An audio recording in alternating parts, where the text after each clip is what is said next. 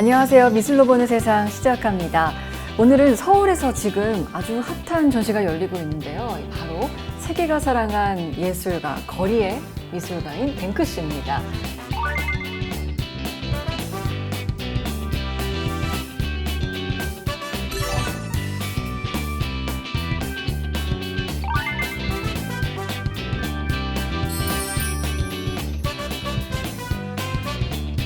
한 5년 전에 암스테르담 모코라는 모던 아트 뮤지엄이 있어요. 거기에서 우연히 예쁘게 지어진 유럽 스타일의 그 집 안에서 전시를 하고 있더라고요. 그래서 그때 한번 가서 본 경험이 있는데 놀랬었어요. 다양하더라고요, 작품이. 저희가 알고 있는 거 이상으로도 굉장히 많은 작품들이 있어서 재미있었던 전시로 기억이 됩니다. 너무 부럽습니다. 이렇게 참 보고 싶어 하는 분들이 참 많은 예술가인데 나이가 얼마인지, 어떤 외모를 가졌는지, 심지어는 기존의 유명한 작가가 아닐까 뭐 이렇게 추측하는 사람도 있고요. 갑자기 나타나서 벽화를 완성하고 갑자기 사라지고 또 벽화가 발견된 그 내용의 주제가 또 굉장히 좀 고발적이기도 하고 비판적이기도 하고 석자 이름 외에는 알려진 게 없기 때문에 오히려 더 세계적으로 유명해지지 않았냐. 그분은 항상 본인이 뭔가 작업을 남기고 나서는 항상 기록을 해요. 그래서 SNS에 내 새로운 신작이 어디 올라갔습니다라고 얘기를 해주고 과감하게 얼굴을 가리고 촬영도 하시죠. 뭐 영화도 만들었고 뭐 다양한 활동하고 계신데 그래서 대충 요 정도의 연령대겠거니 하고 추정은 하지만 정말 이분이 어떤 분인지는 아직까지는 공개가 되지 않고 있습니다.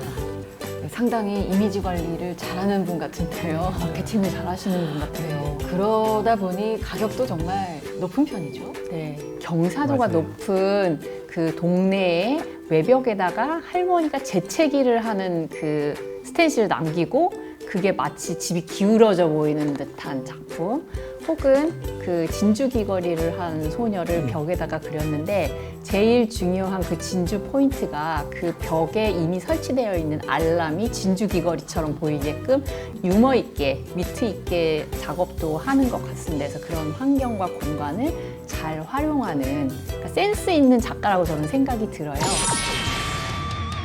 꽃다발을 던지는 장면인가요? 그 꽃만 빼면은 80년대 뭐 매일 거의 매일 벌어지다시피 했던 우리 그 거리 시위 모습이잖아요. 그 시대에는 화염병이나 돌을 들고 있었는데 저 손에 그 화염병이나 돌 대신에 저렇게 화려한 꽃이 있다는 거, 저거 하나로 인해서 저 그림이 주는 메시지가 굉장히 다층적이고 생각할 걸 많이 주는 것 같아요. 그래서 저는 저 그림 하나로도 야, 뱅크시가 진짜 천재성이 꽤 있구나 하는 걸 느끼게 됐습니다. 제가 또 기억에 남는 작품 중에 하나는 소년이 하늘에서 내리는 하얀 눈을 이렇게 막 맛을 보고 있는 그 아름다운 풍경이에요. 근데 이 코너를 돌다 보면 그게 눈이 아니라 뭔가 타고 있는 거에 재가 이렇게 떨어지고 있는 모습을 표현한 거더라고요. 그래서 어떻게 생각하고 어떤 시각으로 보느냐에 따라서 완전히 다른 그 전달이잖아요. 메시지가 굉장히 직설적이고 어렵지 않게. 이런 지금 저 작품도 그 밑에는 저기 전쟁터나. 페어처럼 네, 그런 거. 전쟁터이거나 혹은 뭐 공사를. 그 도시 외곽에 그 폐허가 된 집 같던데 저 이 구멍 난 거를 누가 봐도 정면에서 보면은 바위 같잖아요. 그죠?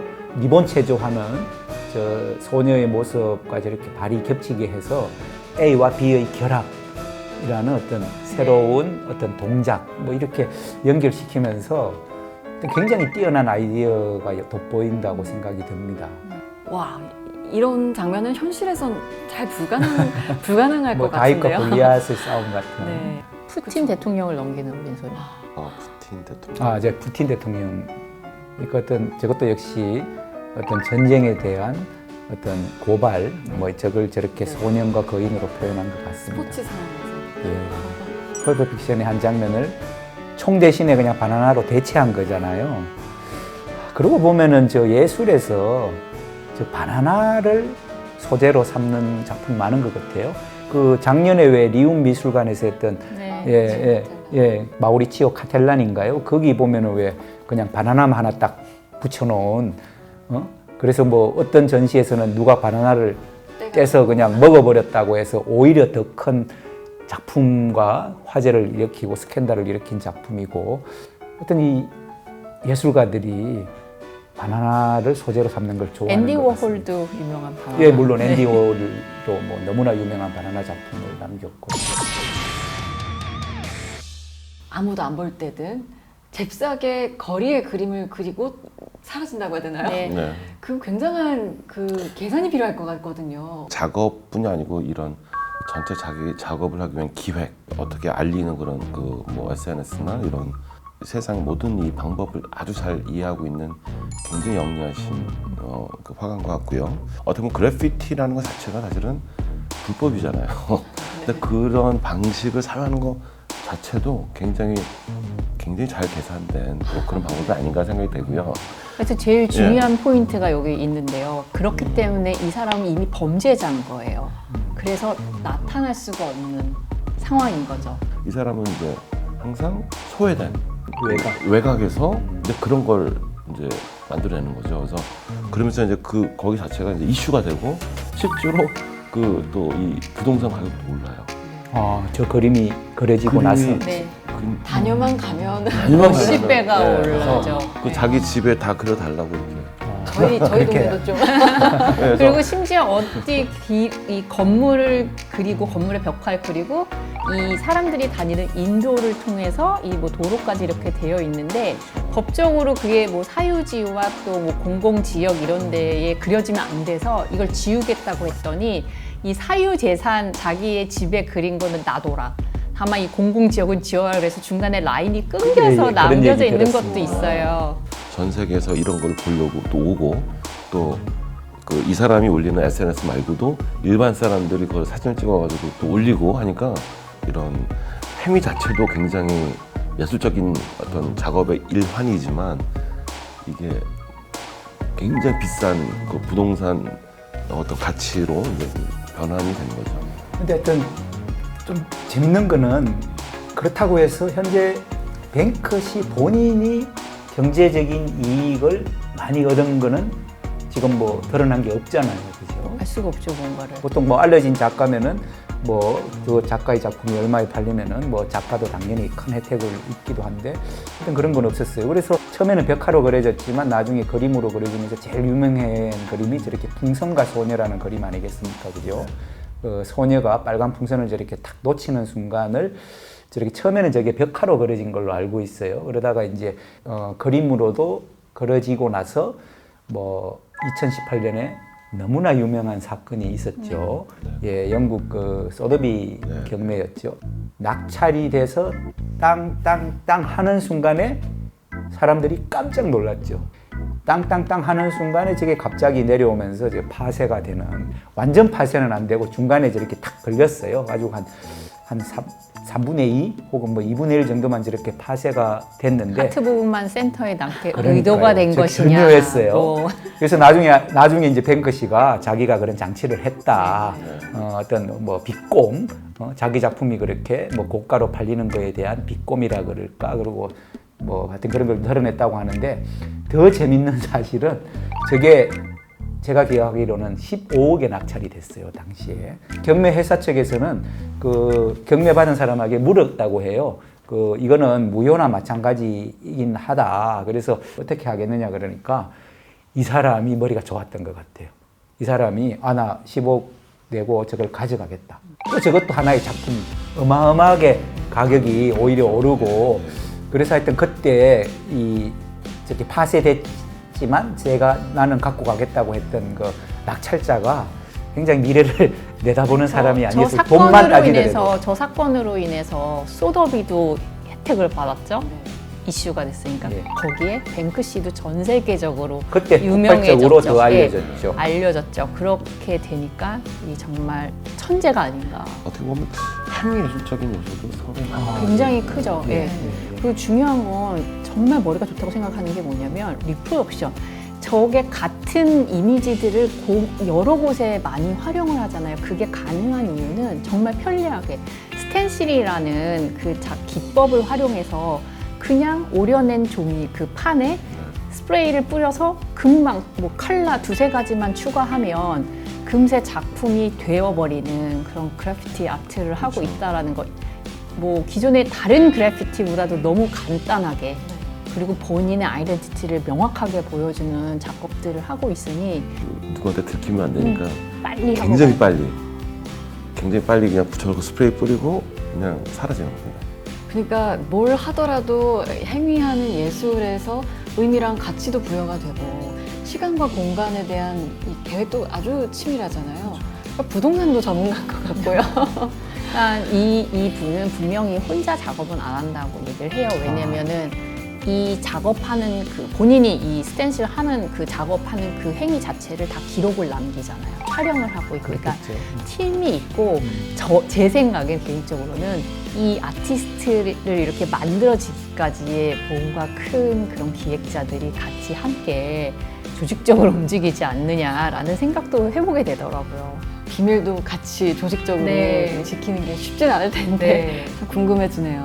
어떤 분들인지. 저는 거리 그래피티로 시작해서 성공한 대표적인 이제 화가가 미국 출신의 이제 장 미셀 바스키아와 키스 헤링이 있는데요.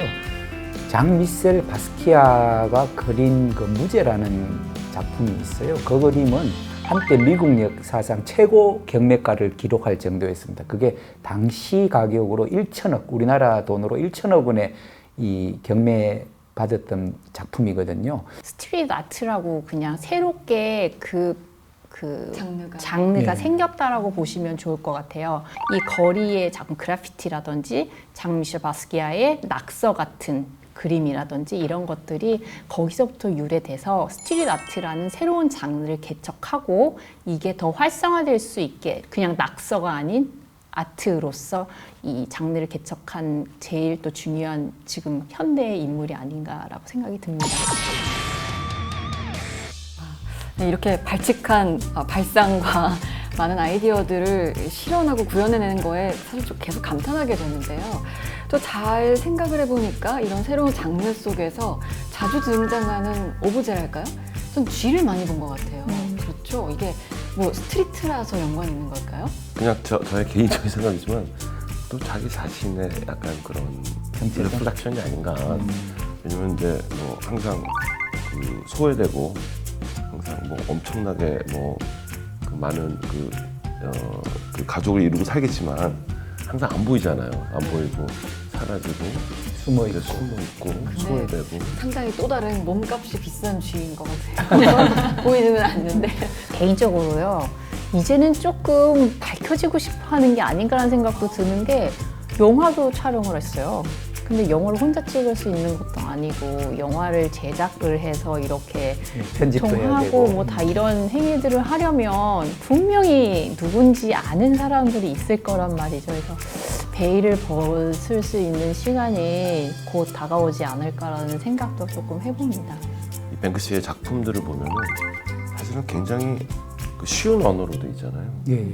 누구나 봐도 이해할 수 있는. 약간 현대 미술의 거대한 그런 뭐 담론이나 이론이나 이런 것들을 완전히 거부하는 것 같아요. 예를 들어 바스키아 같은 경우는 그래도 굉장히 추상화적으로 그냥 그 예술적 가치가 있는데 사실 근데 굉장히 보면은 그냥 어떻게 보면 단순하죠. 단순하고 예술적인 가치가 그렇게 클까라는 또 의구심이 들잖아요. 근데 그것조차도 어떻게 보면 하나의 기획인 전략. 것 같아요.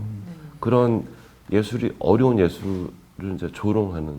I'll be home for Christmas. You can count on me.